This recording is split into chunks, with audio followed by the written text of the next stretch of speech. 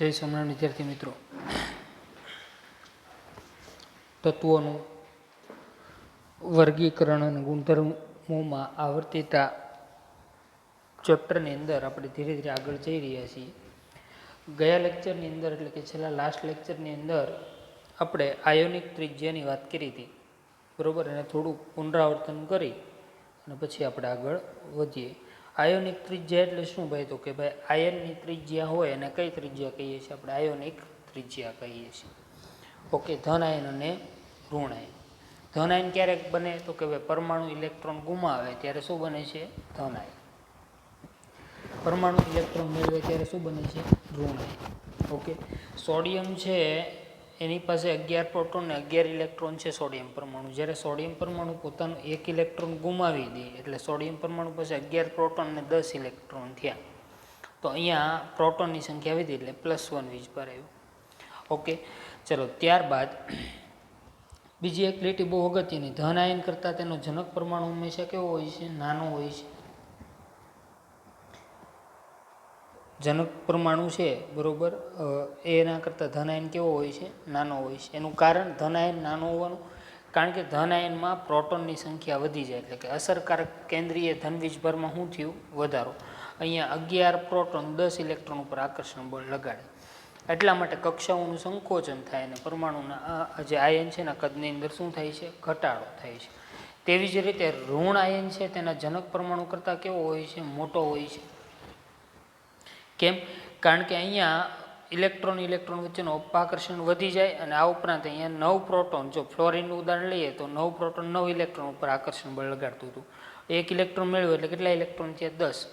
તો હવે 9 proton 10 electron ઉપર આકર્ષણ બળ લગાડે એટલે આકર્ષણ બળમાં ઘટાડો થાય, તેથી કક્ષાઓ વિસ્તરણ પામે એટલે ફેલાય ને આયનના કદમાં શું થાય છે? વધારો.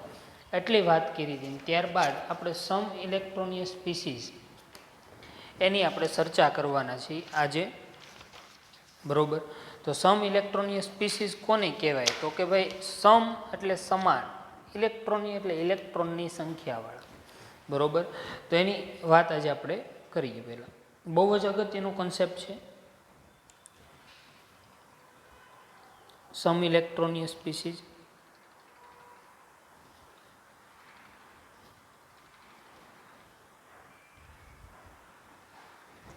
ઓકે, સમ ઇલેક્ટ્રોનીય ઘટકો.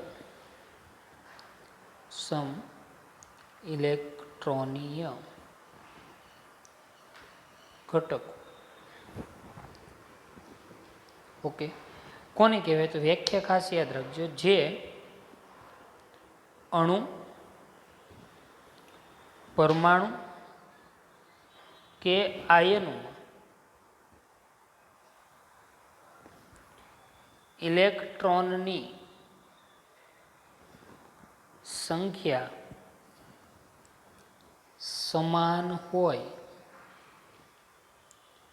તેવા અણુ, પરમાણુ કે આયનોને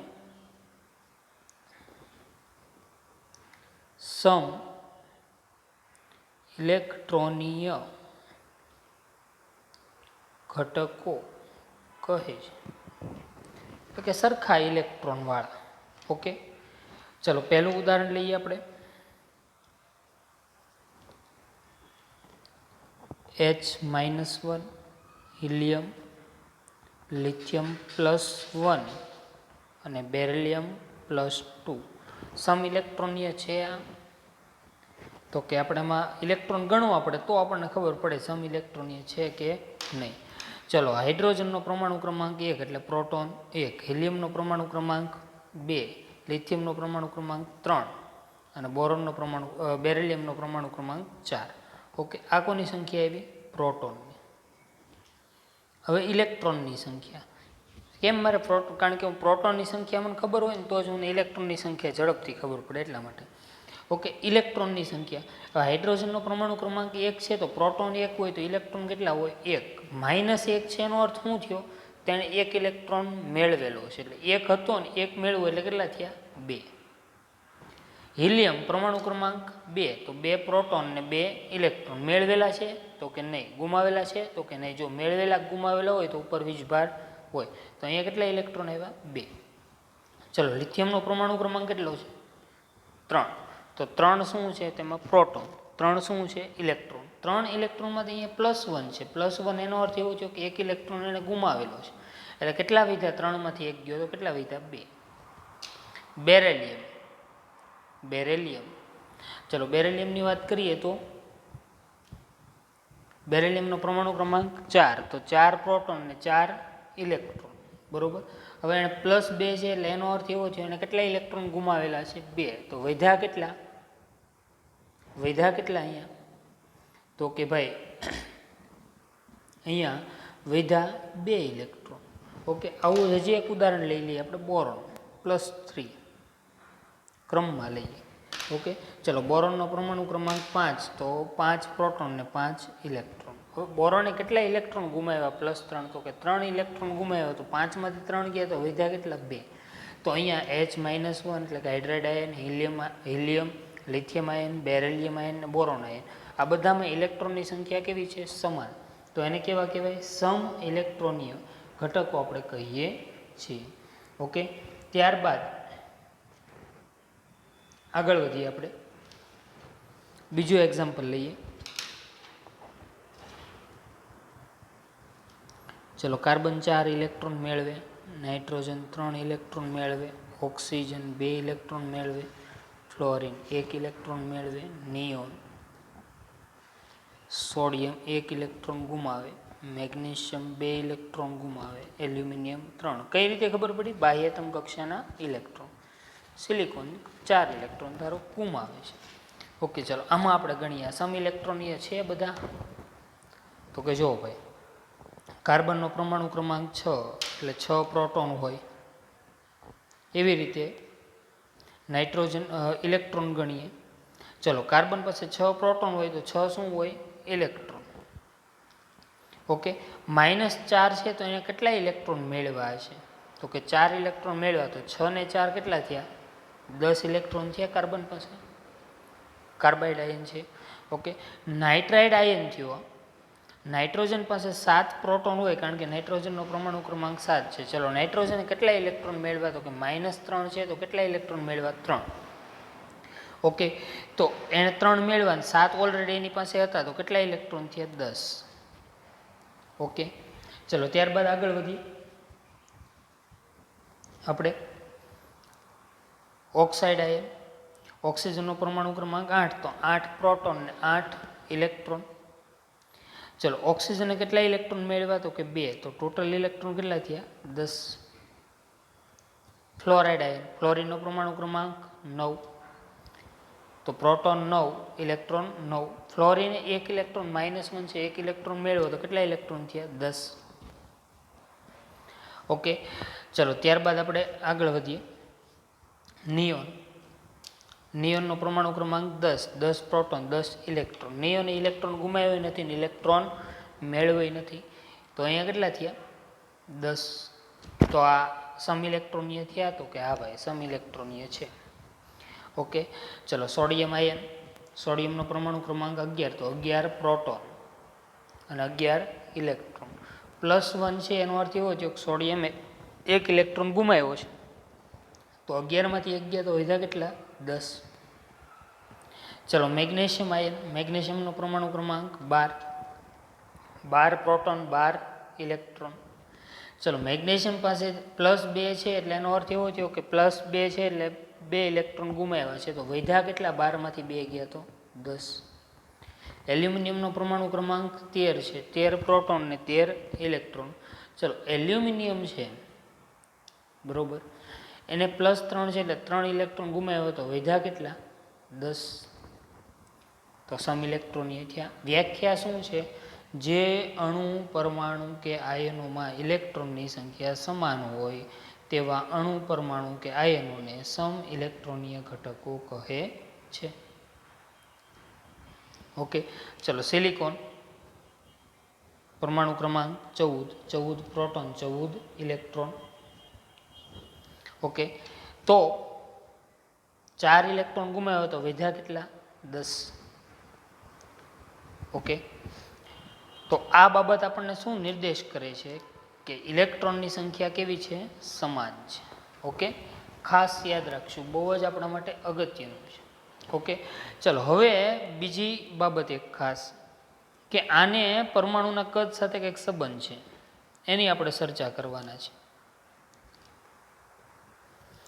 બરોબર, પરમાણુના કદ સાથે સંબંધ છે. એ પહેલાં હજી થોડાક ઉદાહરણ લઈએ એટલે આપણે સારી રીતે સમજી શકીએ. ત્રીજું એક્ઝામ્પલ એટલે કે ત્રીજું ઉદાહરણ આપણે લઈએ.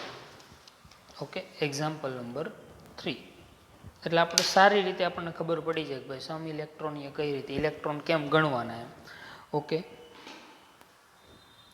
ચલો P-3 એટલે ફોસ્ફાઇડ આયન, S-2 એટલે સલ્ફાઇડ આયન, Cl-1 એટલે chloride ion, argon, potassium ion અને કેલ્શિયમ આયન. ઓકે, ચલો પહેલાં પ્રોટોનની સંખ્યા અને પછી ઇલેક્ટ્રોનની સંખ્યા. પ્રોટોનની સંખ્યા અને ઇલેક્ટ્રોનની સંખ્યા. ઓકે, ચલો અને આપણે જરાક જોઈએ. ફોસ્ફરસનો પરમાણુ ક્રમાંક 15, તો 15 પ્રોટોન હોય. -3 છે તો ફોસ્ફરસ 3 ઇલેક્ટ્રોન મેળવ્યા છે. 3 ઇલેક્ટ્રોન મેળવ્યા, તો કેટલા ઇલેક્ટ્રોન થયા? તો કે 18. સલ્ફરનો પરમાણુ ક્રમાંક 16 છે, તો પ્રોટોન કેટલા થયા? 16. ઇલેક્ટ્રોન કેટલા થયા? 16. ચલો, સલ્ફરે 2 ઇલેક્ટ્રોન મેળવ્યા, તો કેટલા ઇલેક્ટ્રોન થયા? 18. ઓકે, ચલો ત્યારબાદ આગળ વધીએ. ક્લોરાઇડ આયન, ક્લોરીનનો પરમાણુ ક્રમાંક 17, તો 17 પ્રોટોન ને 17 ઇલેક્ટ્રોન. -1 તો એનો અર્થ એવો થયો ક્લોરીન 1 ઇલેક્ટ્રોન મેળવ્યો, એટલે કેટલા ઇલેક્ટ્રોન થયા? 18. તો 3 સમ ઇલેક્ટ્રોન એ થયા, તો કે હા, બરોબર. ચલો ત્યારબાદ આપણે વાત કરીએ આર્ગોન. આર્ગોનનો પરમાણુ ક્રમાંક 18, પ્રોટોન 18, ઇલેક્ટ્રોન 18. આર્ગોન ઇલેક્ટ્રોન મેળવ્યા નથી, ગુમાવ્યા નથી, નિષ્ક્રિય વાયુ છે. જો અહીંયા નિયોન હતું, એની પહેલાં કોણ હતું? હિલિયમ, ને હવે કોણ આવ્યું? આર્ગોન. તો 18 ઇલેક્ટ્રોન. પોટેશિયમનો પરમાણુ ક્રમાંક 19, 19 પ્રોટોન, 19 ઇલેક્ટ્રોન. પોટેશિયમ 1 ઇલેક્ટ્રોન ગુમાવ્યો, એટલે કેટલા ઇલેક્ટ્રોન વધ્યા? 18. ઓકે, ત્યારબાદ કેલ્શિયમનો પરમાણુ ક્રમાંક 20, 20 પ્રોટોન અને 20 ઇલેક્ટ્રોન. ચલો, તો એમાંથી કેલ્શિયમ +2 એટલે 2 ઇલેક્ટ્રોન ગુમાવ્યો, તો કેટલા વધ્યા? 18. તો આ શું બતાવે છે? સમ ઇલેક્ટ્રોનીય, સમાન ઇલેક્ટ્રોન વાળા. ઓકે, કોને કહેવાય એની આપણે અહીંયા ચર્ચા કરી. સમાન ઇલેક્ટ્રોન વાળા છે તેની આપણે શું કરી? ચર્ચા કરી. ઓકે, તો તેને ટૂંકમાં ઇલેક્ટ્રોનની સંખ્યા આપણને ખબર પડે અને જો સરખી હોય ઇલેક્ટ્રોનની સંખ્યા, તો એને શું કહેવાય? સમ ઇલેક્ટ્રોનીય. ઓકે, તો હવે આપણે નવી બાબત શીખીએ. પરમાણુના કદની જ આયનોમાં ચર્ચા કરવાની છે. ગયા વખતે આપણે આયોનિક ત્રિજ્યા જોઈએ, તો એ જ ટોપિકમાં આપણે આગળ વધી રહ્યા છીએ. ઓકે, આયોનિક ત્રિજ્યાવાળો જે ટોપિક છે એની જ આપણે ચર્ચા કરીએ છીએ. ઓકે, ચલો હવે એને આપણે વિગતે જોઈએ. હવે આયોનિક ત્રિજ્યાવાળો ટોપિક, બરોબર. આયોનિક ત્રિજ્યા ફરીથી યાદ અપાવી દો. જનક પરમાણુ કરતાં તેનો ધનાયન કેવો હોય છે? નાનો. અને જનક પરમાણુ કરતાં તેનો ઋણાયન કેવો હોય છે? મોટો હોય છે. ઓકે, તો આયોનિક ત્રિજ્યામાં 2 લીટીઓ તમારે ખાસ યાદ રાખવાની છે. જેમ ધન આયન ના ધન વીજભારમાં વધારો થાય તેમ આયોનિક ત્રિજ્યા ઘટે છે. જેમ ધન આયનનો ધન વીજભાર વધે તેમ આયોનિક ત્રિજ્યામાં શું થાય છે? ઘટાડો. ઉદાહરણ તરીકે હું તમને કહું, અહીંયા જુઓ, એલ્યુમિનિયમ +1, એલ્યુમિનિયમ +2 અને એલ્યુમિનિયમ +3. તો સૌથી ઓછી આયોનિક ત્રિજ્યા કોની હોય? તો પહેલાં તો જનક પરમાણુ કોણ છે તો કે એલ્યુમિનિયમ. જનક પરમાણુ કરતાં તેનો ધન આયન કેવો હોય? નાનો. તો આ ત્રણેય આયનો કેવા થયા? નાના થયા. આ એલ્યુમિનિયમ 1 ઇલેક્ટ્રોન અહીંયા ગુમાવ્યો, અહીંયા એલ્યુમિનિયમ 2 ગુમાવ્યા, અહીંયા એલ્યુમિનિયમ કેટલા ઇલેક્ટ્રોન ગુમાવ્યા? 3. ઓકે, તો જેમ એ તો ખબર પડી ગઈ જનક પરમાણુ કરતાં ત્રણેય આયનો કેવા છે? નાના છે. ઓકે, હવે એ ત્રણેયમાં સૌથી નાનો કોણ? તો કે જેમ ધન આયનના ધન વીજભારમાં શું થાય? વધારો, તેમ આયોનિક ત્રિજ્યા ઘટે. તો સૌથી નાનો કોણ? એલ્યુમિનિયમ +3. લઘુત્તમ પણ કહેવાય. ઓકે, સૌથી મોટો કોણ? તો કે એલ્યુમિનિયમ. ચાલો હવે એને ચડતા ક્રમમાં ઉતરતા ક્રમમાં ગોઠવવાનું કીધું હોય તો જુઓ, ચડતો ક્રમ અને ઉતરતો ક્રમ, બે ક્રમ. પહેલા ચડતો ક્રમ કોને કહેવાય? તો કે નાનાથી મોટા તરફ જવું એને ચડતો ક્રમ. ઉતરતો ક્રમ એટલે મોટાથી નાના તરફ.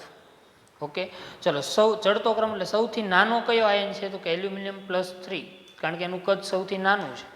ઓકે, એના કરતાં મોટો કોણ છે? લેસ ધેન, અને લેસ ધેન વાંચશું આપણે. લેસ ધેન એલ્યુમિનિયમ +2, એના કરતાં મોટો છે. એના કરતાં મોટો કોણ છે? એલ્યુમિનિયમ +1. એના કરતાં મોટો કોણ છે? તો કે એલ્યુમિનિયમ. તો આ કયો ક્રમ થયો? ચડતો ક્રમ. ચલો ઉતરતો ક્રમ કીધો હોય તો ઉતરતો એટલે સૌથી મોટો, મોટા પછી શું આવશે? નાનું. બરોબર. એલ્યુમિનિયમ ગ્રેટર ધેન, એલ્યુમિનિયમ મોટો છે કોના કરતાં? તો કે એલ્યુમિનિયમ +1 કરતાં. એના કરતાં નાનું કોણ છે? તો કે એલ્યુમિનિયમ +2, ને એના કરતાં નાનું એલ્યુમિનિયમ +3. તો ચડતો ક્રમ ને ઉતરતો ક્રમ ખાસ. ચડતો ક્રમ એટલે નાનાથી મોટા તરફ, અને ઉતરતો ક્રમ એટલે મોટાથી નાના તરફ. તો આ નવી બાબત શું શીખ્યા તમે? કાલે મેં શીખવાડ્યું તો ધન આયન છે, જનક પરમાણુ કરતાં તેનો ધન આયન કેવો હોય છે? નાનો હોય છે. બરોબર. અને આજે મેં શીખવાડ્યું કે જેમ ધન આયનનો ધન વીજભાર વધે તેમ આયોનિક ત્રિજ્યામાં શું થાય છે? ઘટાડો. કારણ કે તમે એક વસ્તુ નોટિસ કરો ને અહીંયા, તો અહીંયા છે ને 13 પ્રોટોન ને 13 ઇલેક્ટ્રોન છે. એલ્યુમિનિયમ પ્લસમાં 13 પ્રોટોન ને 12 ઇલેક્ટ્રોન છે. એલ્યુમિનિયમ +2માં 13 પ્રોટોન ને 11 ઇલેક્ટ્રોન છે. એલ્યુમિનિયમ +3માં 13 પ્રોટોન અને કેટલા ઇલેક્ટ્રોન છે? 10. એટલે અસરકારક કેન્દ્રીય વીજભારમાં શું થતું જાય? વધારો થતો જાય. એટલે પરમાણુનું કદ કેવું થતું જાય છે? નાનું થતું જાય છે. ચલો એક બીજી બાબત, જેમ ઋણ આયનના ઋણ વીજભારમાં વધારો થાય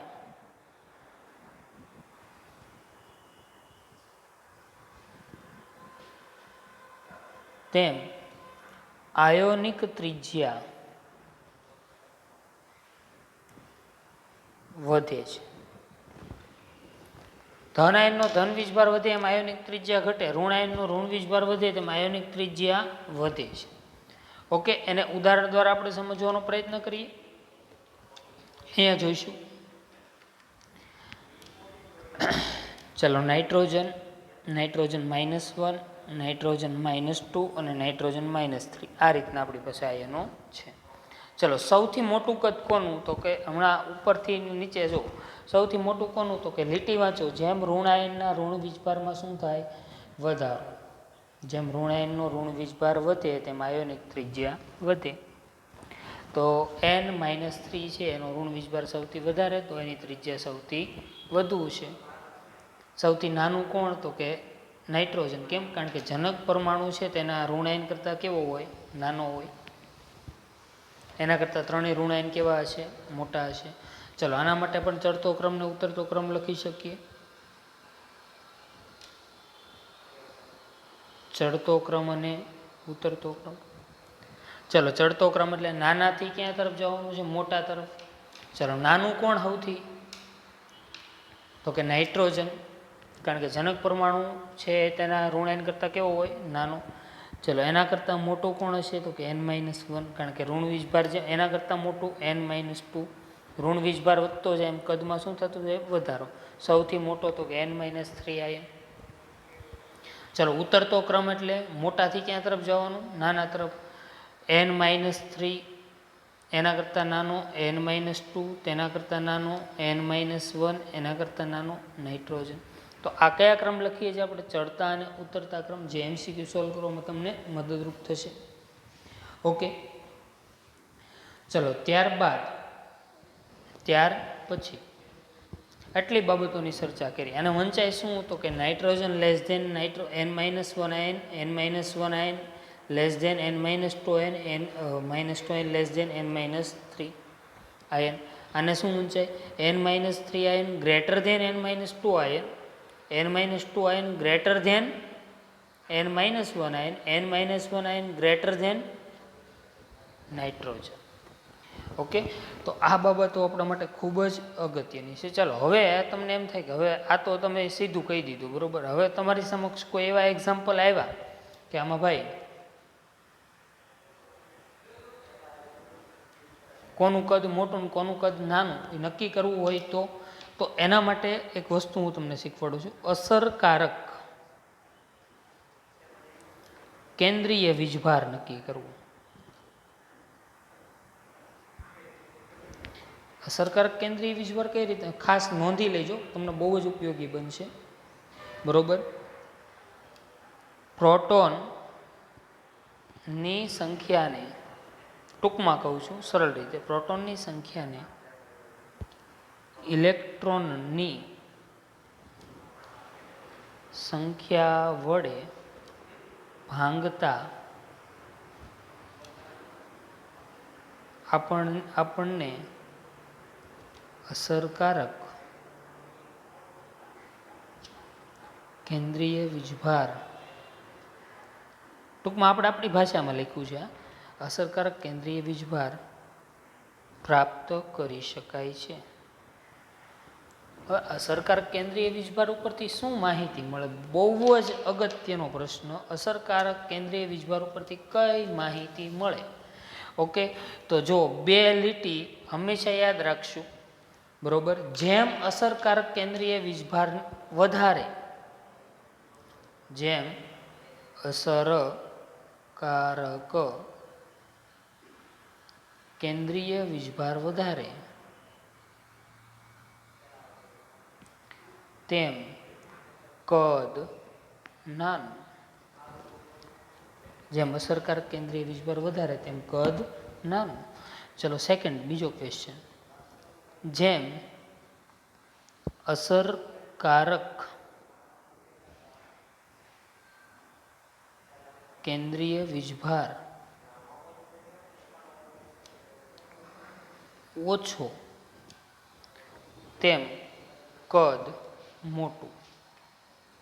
બે લીટી, જેમ અસરકારક કેન્દ્રીય વીજભાર વધારે તેમ કદ કેવું થાય?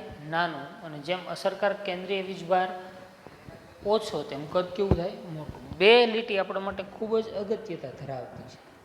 બે લીટી ઉપરથી આપણે ઘણા બધા પ્રશ્નોના જવાબ મળી જાય. ઓકે, ચાલો હવે તમારા પાઠ્યપુસ્તકનો કોયડા નંબર 3.5 હું લઉં. કોયડા નંબર 3.5, બરોબર. Page number 84. ચલો, આવી રીતે આપેલું છે. Mg+2 એલ્યુમિનિયમ અને એલ્યુમિનિયમ+3. આમાંથી તમારે આન્સર આપવાનો છે કોની ત્રિજ્યા મહત્તમ. મહત્તમ એટલે વધારે, બરોબર. નાનું એટલે ન્યૂનતમ અને મહત્તમ એટલે મોટું, બરોબર. અહીં હું લખી શકું મહત્તમ અને ન્યૂનતમ. તો અસરકારક કેન્દ્રીય વીજભાર ગણવો પડે તો આપણને ખબર પડે કોનું કદ નાનું કોનું કદ મોટું.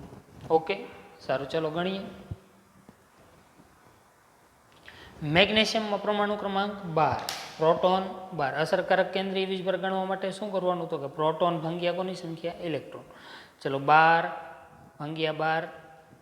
મેગ્નેશિયમમાં 12 પ્રોટોન +2 છે એટલે 2 ઇલેક્ટ્રોન ગુમાવ્યા એટલે કેટલા વધ્યા? 10. ચલો, એલ્યુમિનિયમમાં પરમાણુ ક્રમાંક 13, 1 ઇલેક્ટ્રોન ગુમાવ્યો મેળવો નથી એટલે 13 પ્રોટોન 13 ઇલેક્ટ્રોન. એલ્યુમિનિયમ +3, 13 પ્રોટોન અને ઇલેક્ટ્રોન કેટલા આવશે? 10. કેમ? કારણ કે +3 ઇલેક્ટ્રોન ગુમાવ્યા. ચલો, તો સૌથી નાનું કદ કોનું, સૌથી મોટું કદ કોનું? હમણાં આપણને આન્સર મળી જાય. ઓકે, ચલો, 12 ભાગ્યા 12 એટલે કેટલા આવશે? 1. 12 ભાગ્યા 10 એટલે 1.2. 13 ભાગ્યા 13 એટલે 1. અને એલ્યુમિનિયમ +3, 13 ભાગ્યા 10 એટલે 1.3. મેં શું કીધું? જેમ અસરકારક કેન્દ્રીય વીજભાર વધારે તેમ કદ નાનું, તો સૌથી નાનું કદ કોનો અસરકારક કેન્દ્રીય વીજભાર વધારે છે? એલ્યુમિનિયમ +3 નું. તો તેનું કદ કેવું થશે? નાનું. ઓકે, ચલો બીજી બાબત. હવે તમને એમ પ્રશ્ન થાય કે અહીંયા મેગ્નેશિયમ ને એલ્યુમિનિયમ, બરોબર, એનો બેનો સરખો આવે છે, બરોબર. તો સૌથી નાનું કદ હું લખું તો એલ્યુમિનિયમ +3, બરોબર. એના કરતાં મોટું કોનું છે કદ? તો કે Mg+2, કારણ કે એનો અસરકારક કેન્દ્રીય વીજભાર કેટલો છે? 1.2. ઓકે, હવે રહી વાત કોની? તો કે મેગ્નેશિયમની અને એલ્યુમિનિયમની. બેનો હરખો છે અસરકારક કેન્દ્રીય વીજભાર. તો એ બેમાં નાનું કોણ ને મોટું કોણ? તો અહીં યાદ રાખો, મેગ્નેશિયમ અને એલ્યુમિનિયમ. આવર્ત નંબર 3, પરમાણુ ક્રમાંક 12 અને 13. આવર્તમાં ડાબીથી જમણી જાઓ તેમ પરમાણુનું કદ શું થાય? ઘટે. તો નાનો કોણ? એલ્યુમિનિયમ. ને એના કરતાં મોટું કોણ? તો કે મેગ્નેશિયમ. તો આ ક્રમ થયો, બરોબર. આ કયો ક્રમ થયો? તો કે નાનાથી ક્યાં તરફ ગયા? મોટા તરફ. એટલે કયો ક્રમ થયો? ચડતો ક્રમ. આવી રીતે તમે જાતે ઉતરતો ક્રમ પણ લખી શકો છો, બરોબર. એક જ વસ્તુ અસરકારક કેન્દ્રીય વીજભાર મેળવવો બહુ જ ઇઝી છે, બરોબર. ચલો એક પ્રશ્ન હું તમને અહીંયા કરાવું એટલે તમને વધુ વિગતે ખબર પડે, બરોબર. કયા ઘટક સૌથી મોટું આયનીય કદ ધરાવે? આવો પ્રશ્ન છે. પ્રશ્ન: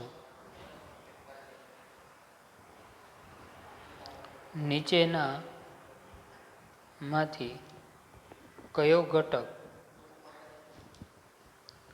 સૌથી મોટું આયોનિક કદ ધરાવે છે? ઓકે, ચલો સોડિયમ આયન, મેગ્નેશિયમ આયન,